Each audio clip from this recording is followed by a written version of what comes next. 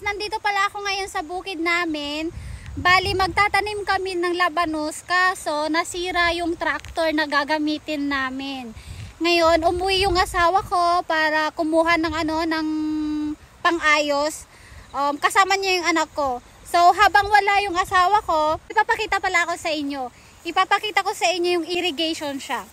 Etong irrigation na to, ito yung nagsisilbing patubig dito sa mga magsasaka dito sa Japan.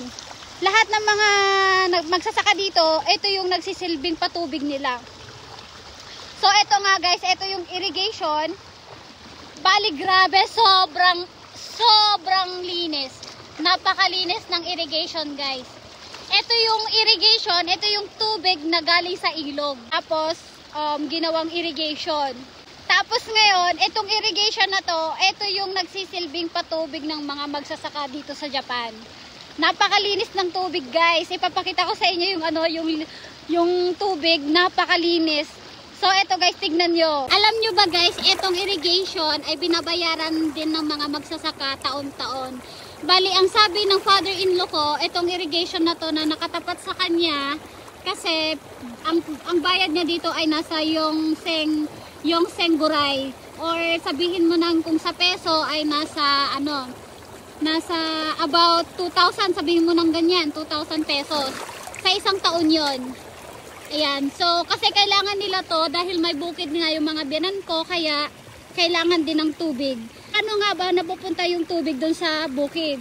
Kung ganito siya diba? Kung ganito siya umaagos. Simple lang yan guys, kasi merong butas dito. Ayan. Dito may butas dito, tapos binubuksan na lang nila para umagos. Kagaya nito guys. Ayan, kagaya nito. Kaya etong tubig dito, aagos doon, papunta doon. Binubuksan na lang yan para mapunta doon yung tubig sa kabila. Ayun, doon sa kabila na yan. Yung bukid na yan, yung may palay dyan. Yan, so ganyan yan guys. Bubuksan nila, itataas nila to para doon na yung tubig, dadaan yung tubig dyan. Doon, dire-diretso na yan doon. Doon, may butas na doon. Tapos tingnan natin yung butas. Ayan. O, yan. Ito na yan, guys. Ito, yan. O. O, kita niyo yan? Ayan. Ito na yung pag binuksan yon, aagos yung tubig dito. Dito mapupunta yung tubig. Tapos, lalabas na yan. Tataas na yan dito. Papunta na doon. So, di ba guys, ang galing. Ang talino ng mga ng mga Hapon.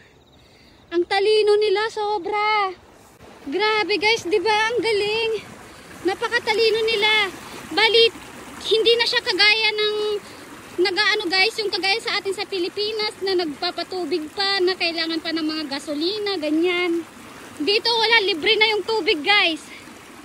Libre na yung tubig, pero binabayaran mo siya ng taon. Pero at least kahit na sa isang taon ka lang magbabayad ng yongseng, di ba? Ng 2,000 pesos. Ang galing, di ba guys? Di ba ang galing? Nakakabilib yung mga Hapon. Oh, ayan. Ayan, bali ito nga pala yung bukid ng biyanan ko. Ayan, tsaka hanggang doon. Bali yan, tawag dito. Lilinisin namin yan, tapos magtatanim kami ng labanos. So yun guys, medyo napagod na ako sa kakasalita.